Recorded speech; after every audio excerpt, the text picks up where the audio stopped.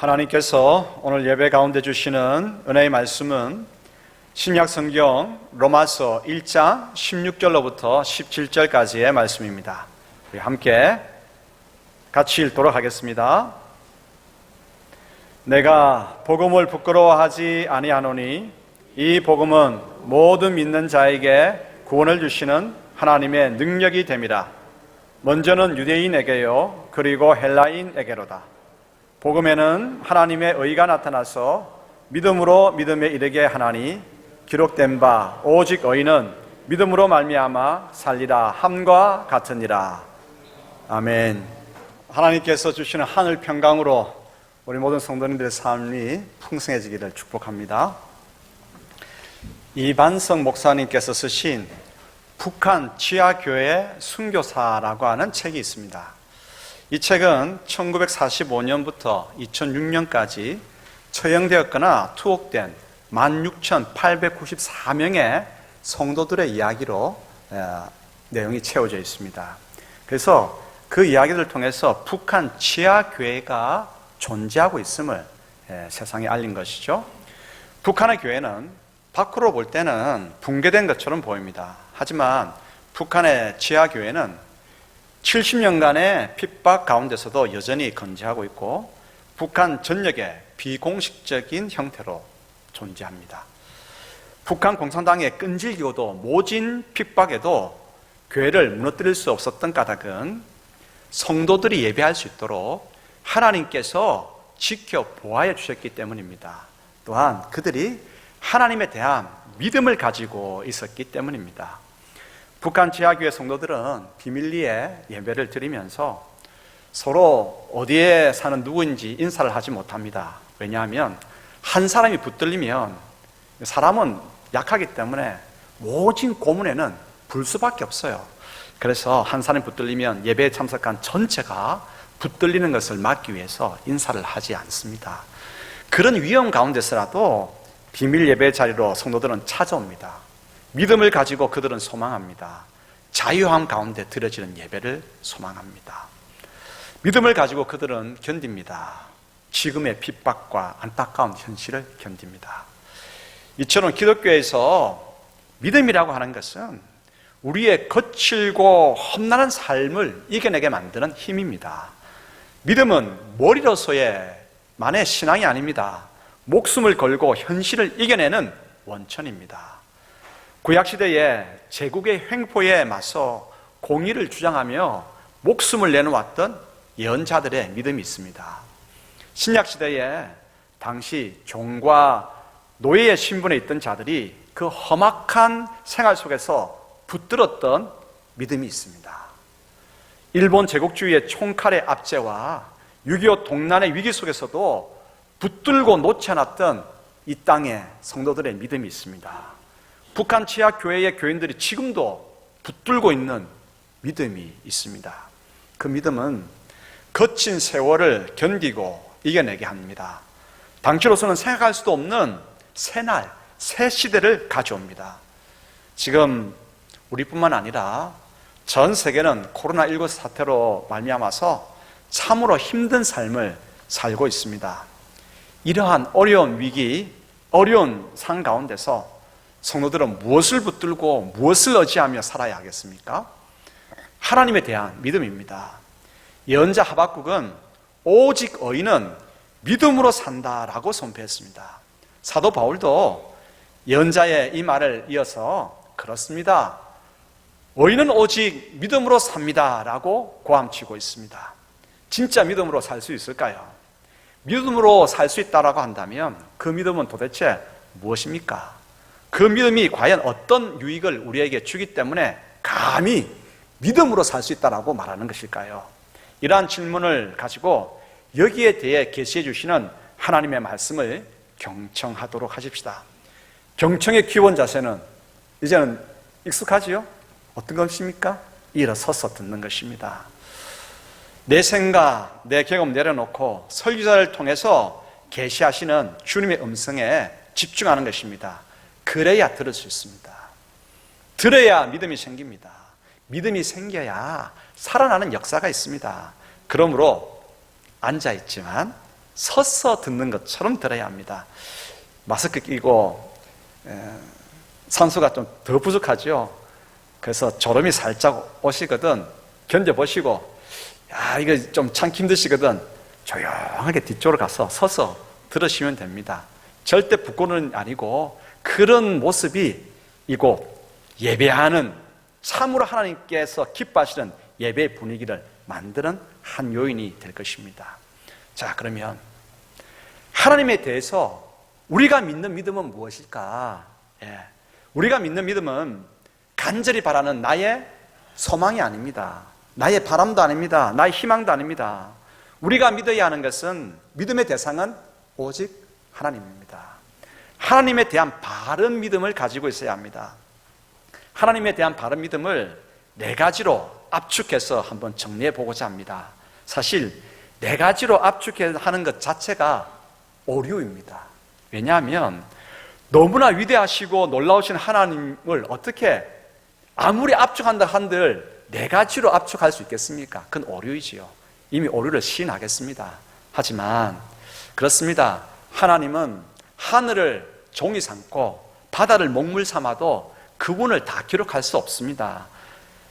하지만 하나님에 대한 믿음의 첫걸음을 요만큼이라도 접하면서 출발해 보고자 하는 시도입니다. 그래서 네 가지로 압축하면서 그걸 들으면서 우리의 믿음을 다시 한번 다져보고자 하는 것입니다. 하나님에 대한 네 가지 신앙은 서로 연결되어집니다. 첫 번째, 하나님은 누구십니까? 하나님은 전능하신 분이십니다. 창세기 1장 1절 같이 읽죠. 태초에 하나님이 천지를 창조하시니라.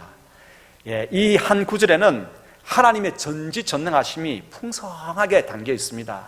우리의 삶은 늘 여러 가지 문제로 가득합니다. 하지만 성도는 이러한 문제들에 대해서 두려워하지 않습니다. 그 문제가 아무리 어려워 봐야 천지, 하늘과 땅 사이에 있는 문제이기 때문입니다. 천지, 누가 창조하셨습니까? 하나님께서 창조하셨습니다. 문제가 아무리 어려워 봐야, 힘들어 봐야 천지에 있는 문제일 뿐입니다. 하나님을 믿는 우리 가운데는 열쇠가 하나님께 있음을 알고 있습니다.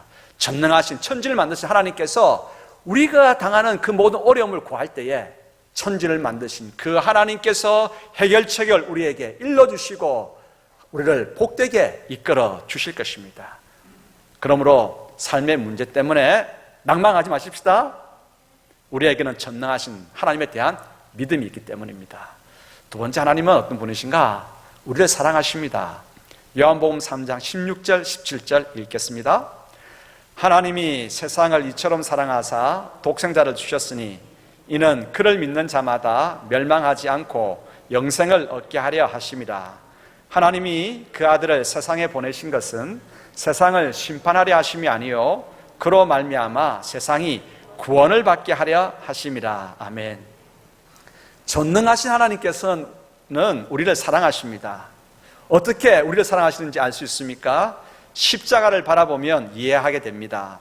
하나님께서는 친히 우리 죄의 형벌을 대신 감당하셨습니다. 삼위 하나님 가운데 한 분이신 성자 예수님께서 자신의 생명을 우리를 위해 십자가에서 내어주셨습니다. 하나님께서는 이만큼 우리를 사랑하십니다. 십자가의 그 사랑은 우리를 구원하고요, 십자가의 그 사랑은 우리를 살립니다. 내가 하나님으로부터 사랑받고 있는가, 그렇게 오고심이 드십니까? 내가 하나님으로부터 얼마나 큰 사랑을 받고 있는지 알기 위해서는 십자가를 바라보면 됩니다. 성자 예수님께서 달리신 그 십자가를 바라볼 때, 하나님께서 나를 이처럼 사랑하시는구나, 내가 이만큼 큰 놀라운 사랑을 하나님께로부터 받고 있는 참으로 귀중한 존재이구나 깨닫게 됩니다. 그 놀라운 은혜가 오늘 우리 가운데 있게 되기를 축복합니다. 세 번째, 하나님은 누구실까요? 하나님은 우리와 함께 하십니다. 전능하신 하나님께서는 우리를 사랑하시죠. 우리를 사랑하시기 때문에 우리와 늘 함께하여 주십니다. 이 땅에서의 우리의 삶은 거칠고 험난합니다. 이런 상 가운데 있는 우리에게 하나님께서는 언제나 우리와 함께하여 주십니다. 우리에게 힘과 용기를 주시고 위로와 격려를 아끼지 않아 하십니다. 늘 함께해 주시면서 힘과 용기, 위로와 격려를 우리에게 공급하여 주시죠. 결코 우리를 홀로 내버려 두지 않으십니다. 어린아이를 지켜보는 아빠같이 우리와 함께 하시는 임마누엘이신 하나님, 그분을 우리가 쳐다보기를 소원합니다.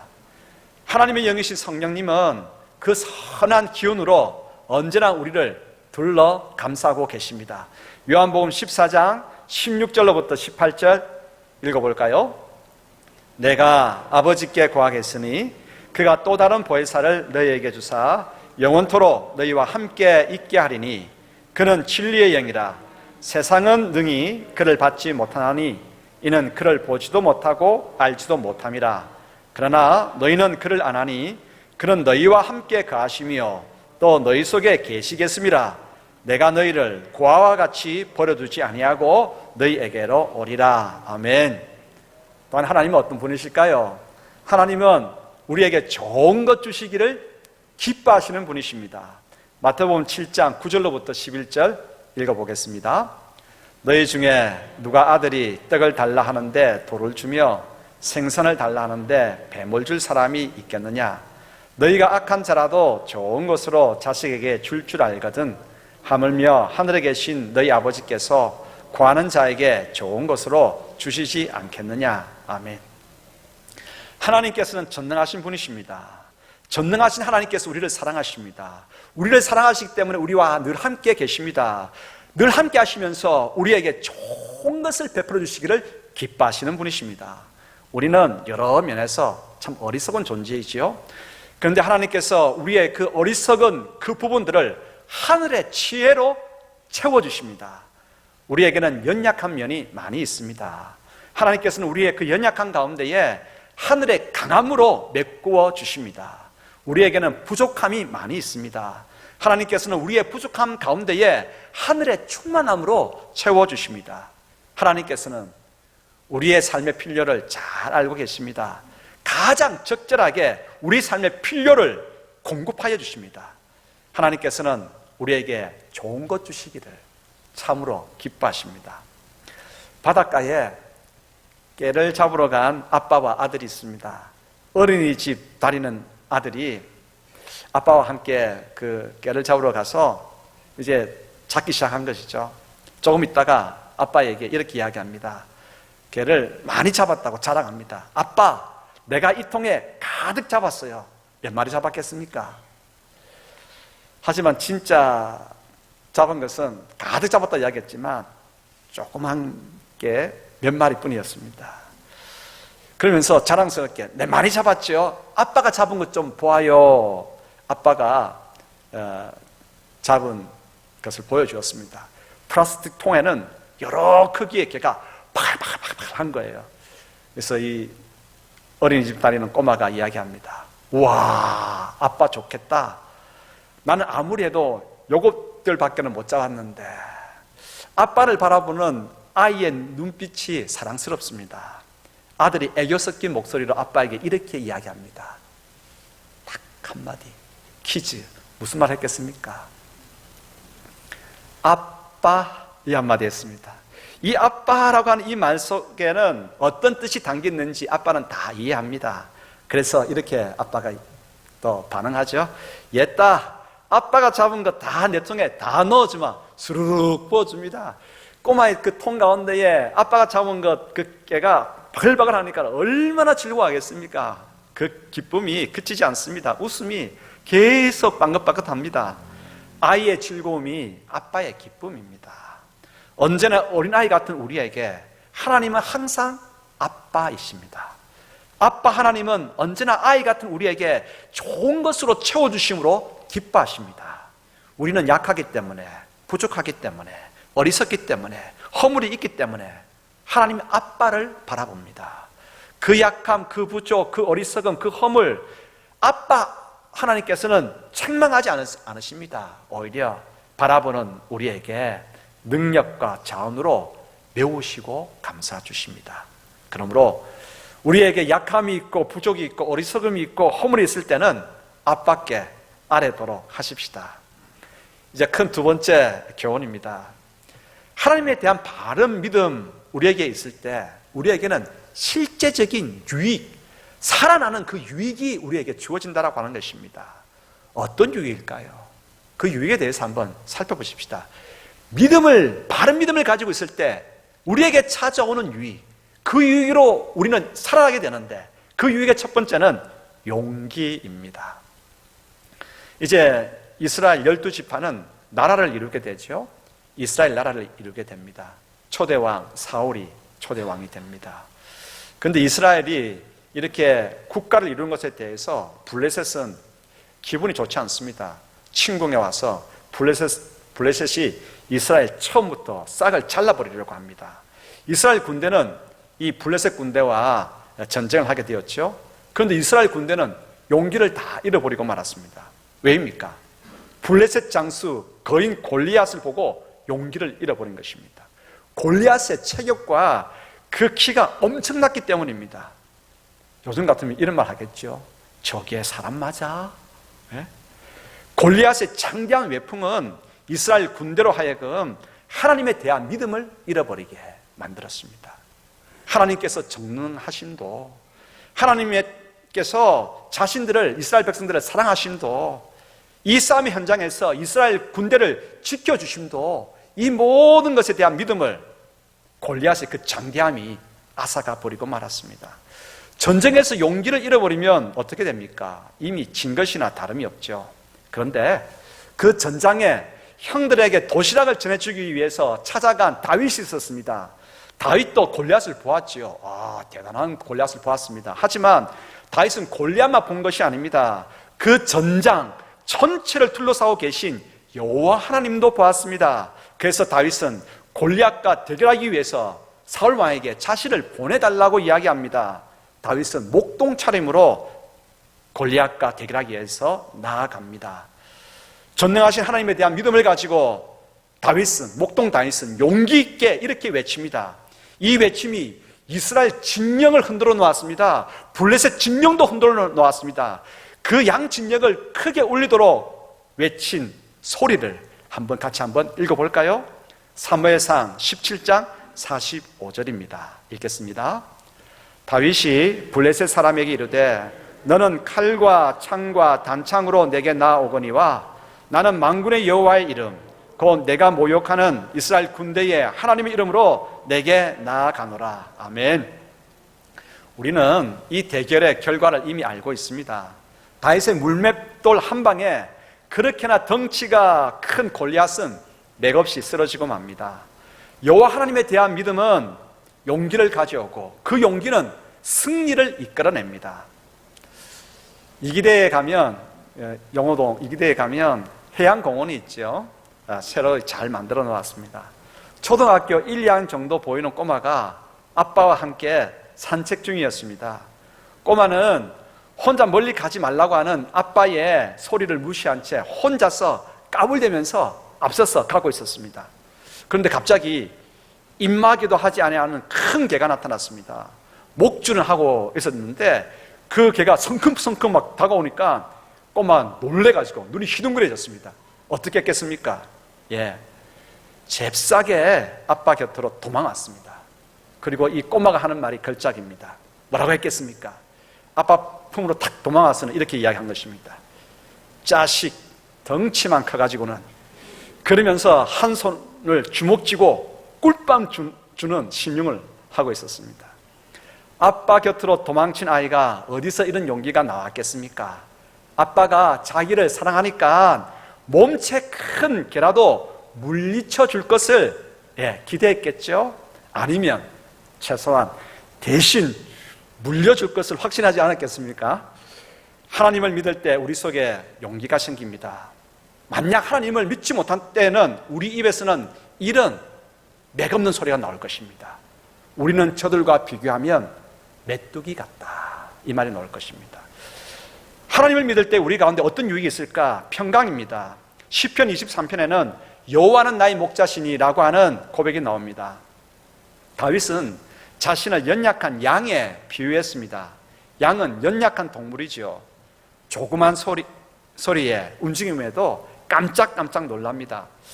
흔히 볼 수 있는 토끼도 그렇죠. 토끼도 약하기 때문에 소리만 나도 이 기가 크게 깜짝깜짝 놀라지요. 다윗은 자신을 연약한 양에 비유했지만, 그러나 자신은 연약한 양임에도 불구하고 부족함이 없다라고 이야기합니다. 왜입니까? 하나님께서 바로 자신의 목자가 되기 때문이라고 그렇게 고백합니다. 그 목자 되신 하나님께서 자신과 함께 하여 주셔서 쉴만한 물가로 인도하고 푸른 초장으로 이끄신다라고 고백합니다. 해골골짜기로 다닐지라도 두려워하지 아니하고 마음에 평강이 넘친다고 고백합니다. 하나님께서 함께 하시기 때문에 평강이, 진정한 안식이 그 가운데 있는 것입니다. 믿음으로 인해 우리에게 평강이 있게 됩니다. 믿음은 우리에게 용기를 주고 용기는 우리에게 평강을 허락합니다. 시편 3편 5절 6절 읽어볼까요? 내가 누워 자고 깨었으니 여호와께서 나를 붙드심이로다. 천만인이 나를 애워싸 진친다 하여도 나는 두려워하지 아니하리로다. 지금 적군들이 나를 애워싸고 겹겹 애워싸고 있는데 두려워하지 않는다는 거예요.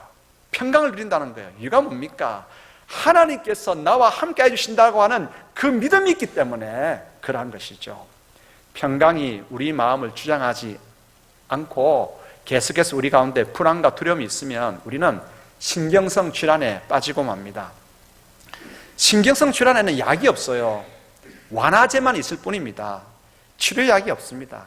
그냥 상태를 조금 그냥 신경 안정시켜가지고 조금 누그러뜨릴 뿐이죠.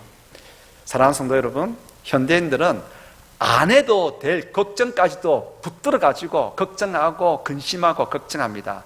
우리에게 필요한 것이 뭡니까? 하나님에 대한 믿음입니다. 그 믿음으로 말미암아서 우리 가운데에 용기와 평강이 가득해야 됩니다. 하나님께서 우리에게 평강을 허락해 주시기를 원하십니다. 요한복음 14장 27절 읽어볼까요? 평안을 너희에게 끼치노니 곧 나의 평안을 너희에게 주노라. 내가 너희에게 주는 것은 세상이 주는 것과 같이 아니하니라. 너희는 마음에 근심하지도 말고 두려워하지도 말라. 아멘. 근심과 두려움 때문에 우리에게 평강이 필요하지요. 또한 두려움과 함께 우리에게 찾아오는 이 우라 때문이라도 우리에게는 평강이 필요합니다. 복잡한 국제 정세 가운데에 처한 우리나라 생각하면, 우리나라 실정 생각하면 참 가슴이 답답하고 아픕니다. 오직 의인은 믿음으로 말미암아 살리라. 이 구절이 우리나라에 필요한 것 같습니다. 이 구절은 하박국 선지자가 처음으로 한 말이죠. 그 배경을 한번 살펴보십시다. 하박국 선지자는 죄악을 저지르고도 돌이킬 줄 모르는 유다는 징계를 받아야 함을 인정을 했습니다. 그런데 그 징계의 도구가 더 악하고 무자비한 바벨론이 된다고 하는 것에 대해서는 이게 우라가 치미는 것입니다. 왜 정의로운 자에 의해서 유다를 징계하지 않는가? 유다가 잘못했다고 한다면 정의로운 나라에 의해서 징계를 받게 되면 더 좋을 텐데 왜 더 악하고 잔인한 바벨론에 의해서 징계를 받게 될까? 그렇게 되면 악한 바벨론은 더 강성해지는 것 아닙니까? 또한 더 강성해짐으로써 더욱 무자비하게 이웃 나라들을 공격할 것 아니겠습니까? 그러니까 이 하박국 선지자는 우라가 치미는 것이에요. 더 잔인하게 공격할 바벨론 때문에 두려움에, 더 큰 두려움에 빠지게 되고 그 바벨론이 더 강성하게 될 것을 생각하니까 우라가 치미는 것이에요. 그때 하나님께서 왜 그렇습니까? 하나님의 공의는 어디 갔습니까? 그렇게 외치는 하박국 선지자에 대해서 이렇게 말씀하십니다. 너는 큰 판 하나 준비해라. 판에다가 나의 계시를 적어라. 크게 적어라. 크게 적어서 이 판을 들고 뛸 때에도 뛰어가면서라도 다른 사람이 그것을 보고 읽을 수 있게 크게 적어라. 모두 다 알 수 있게 하라 이 말이죠. 무슨 내용을 적어야 할까요? 잘 되는 것 같아도 그 악한 일에 대해서는 나는 반드시 징계할 것이다. 이 내용을, 이 계시를 적으라고 하는 것입니다. 지금 하박국 선지자는 하나님께 따지고 들고 있습니다. 왜 악한 자가 더 잘 됩니까? 왜 악한 자가 더 잘 되도록 하나님께서는 악을 방치하십니까? 그런데 하나님께서는 계시의 말씀을 통해서 말씀하십니다. 잘 되는 것 같아도 한때다. 계속 강성해지는 것처럼 보여도 한순간이다. 공의와 정의를 행하실 하나님을 믿을 때 속에서 부글부글 끓어오르는 그 우라를 지그시 누르고 평강을 유지할 수 있습니다. 그러므로 오직 의인은 무엇으로 삽니까? 정의를 행하실 하나님을 믿음으로 말미암아서 삽니다. 그 믿음 때문에 우리 가운데에 평강이 찾아오거든요. 그러므로 우리는 침착할 수 있고 더욱 담대할 수가 있습니다. 그리고 우리에게 찾아오는, 하나님을 믿을 때 우리에게 찾아오는 실제적인 유익 세 번째는 소망입니다. 소망. 로마서 5장 1절로부터 4절 읽어볼까요? 그러므로 우리가 믿음으로 의롭다 하심을 받았으니 우리 주 예수 그리스도로 말미암아 하나님과 화평을 누리자. 또한 그로 말미암아 우리가 믿음으로 서 있는 이 은혜에 들어감을 얻었으며 하나님의 영광을 바라고 즐거워하느니라. 다만 이뿐 아니라 우리가 환난 중에도 즐거워하나니 이는 환난은 인내를, 인내는 연단을, 연단은 소망을 이루는 줄 알미로다. 하나님께서 우리가 믿음을 가질 때에 소망을 풍성하게 내려주십니다. 믿음은 바라는 것들의 실상이고 보지 못하는 것들의 증거입니다. 믿음을 통해서 하나님께서 장차 미래에 귀한 일들을 이루어 줄 것이라고 하는 소망으로 우리 가슴 가득 채워질 것입니다. 믿음은 우리에게 소망을 줍니다. 그 소망이 있기 때문에 소망을 이루기 위해서 오늘 우리는 최선을 다하게 됩니다. 소망이 있을 때에 우리는 내 속에 있는 죄악도 던져버릴 수 있고 죄악을 이겨낼 수 있습니다. 하나님께서는요, 소망을 통해서 영적인 영양분들을 우리에게 풍성하게 공급하여 주십니다. 농약을 아무리 쳐도 매해 새로운 병충해는 생깁니다. 방법을 바꿔야 합니다. 한 집사님이 저한테 이런 이야기를 해주셨어요. 마당에 포도나무 한 그루를 심어놨는데 이 진딧물들이 막 껴가지고 매번 그 농약을 쳤답니다. 농약 치면 좀 괜찮았다가 농약 치면 또 괜찮았다가, 그래서 방법을 바꿨답니다. 거름을 엄청 잘 해서 넣어줬답니다. 그리고는 병충해가 싹 사라졌다고 하는 것입니다. 하나님께서 우리가 믿음을 가질 때에 하나님께서 우리에게 소망을 주십니다. 그 소망은 우리의 내일을 향한 영양분입니다. 오늘을 최선을 다하게 만들고 오늘 내 속에 있는 악한 것들을 끊어버리고 버릴 수 있게 만드는 영양분이 됩니다. 사랑하는 성도 여러분, 자, 우리가 하나님에 대한 바른 믿음을 가지도록 하십시다.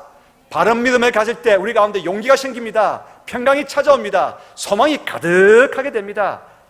이러한 놀라운 믿음의 유익들을 가지고 누려가고 나누는 그런 성도님들이 다 되시기를 소원합니다. 그런데 말입니다, 이 믿음의 유익은 그냥 생기지 않습니다. 하나님과의 사귐을 통해서 우리에게 이 믿음의 유익은 주어집니다. 어떻게 하나님과 사귑니까? 보이지 않는 하나님과 어떻게 사귀고 어떻게 교제를 나눕니까? 하나님 말씀을 묵상해야 합니다. 하나님 말씀을 들어야 합니다. 하나님 말씀을 붙들고 기도해야 됩니다. 하나님 말씀대로 살아가야 합니다. 우리가 말씀 앞에 서고 말씀을 묵상하고 말씀을 듣고 말씀을 붙들고 기도하고 말씀대로 행할 때에 그 놀라운 믿음의 유익이 우리 가운데에 풍성한 용기가 생깁니다. 우리 가운데에 세상이 감당할 수 없는 평강이 주어집니다. 우리 가운데에 그렇습니다, 오늘을 이겨내게 만드는 소망이 넘쳐나게 됩니다. 말씀 앞에 서십시다. 매일매일 말씀이 주는 그 교훈을 붙들고 뜨겁게 기도하십시다. 하늘에서 풍성하게 우리 가운데에 그렇습니다, 놀라운 은총 우리에게 부어집니다. 우리는 그 믿음으로 말미암아서 참으로 살게 될 것입니다. 하박국 선지자가 외쳤던 그 믿음, 오직 의인은 믿음으로 살리라, 바울이 이어받았습니다. 그렇습니다, 오직 의인은 믿음으로 삽니다. 오늘 우리가 이어받아야 되지 않겠습니까? 정말 그렇습니다. 실로 의인은, 교회는, 성도는 믿음으로 삽니다. 그 믿음 가지고 살아나는 저희 모두가 되기를 축복합니다.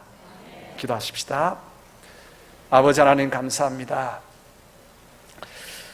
믿음 없었음을 용서하여 주시고 이제 하나님의 말씀 앞에 잠잠히 서겠습니다.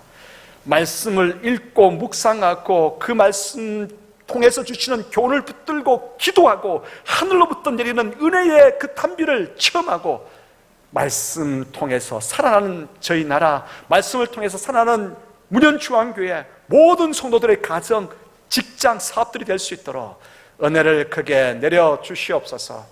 오늘도 하나님에 대한 바른 믿음을 가져오자 합니다. 나사렛 예수 그리스도 이름으로 명하노니 모든 질병 가운데서 치유함의 역사가 크게 있게될지어다. 아버지 하나님, 놀라운 치유와 다스림과 통치 역사를 허락하여 주시옵소서. 바른 믿음을 가지고 하나님께서 살아 역사하시는 것을 참으로 세밀하게 경험하게 저희들을 이끌어 주시옵소서. 예수 그리스도 이름으로 기도드리옵나이다. 아멘.